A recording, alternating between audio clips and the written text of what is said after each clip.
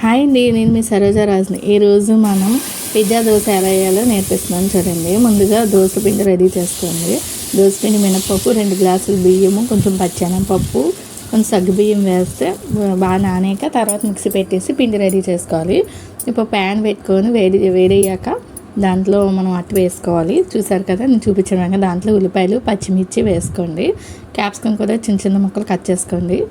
చిన్న చిన్న ముక్కలు కట్ చేసుకుంటే చాలా బాగుంటుంది. కారపొడి కానీ, ఇంట్లో ఏమైనా పొడులు, ఇడ్లీ పొడి కానీ ఏదైనా పొడి ఉంటే ఆ పొడి కూడా పైన దాంట్లో వేసేసుకోండి. చాలా బాగుంటుందండి టేస్ట్. పైన నూనె, కొంచెం జీలకర్ర వేసేసుకోండి. నా ఛానల్ కనుక మీరు చూస్తున్నట్టయితే ప్లీజ్ సబ్స్క్రైబ్ చేయండి, లైక్ చేయండి, కామెంట్ చేయండి, షేర్ చేయండి. చూసారు కదా, రోస్ట్గా కాలిపోయిందట్టు.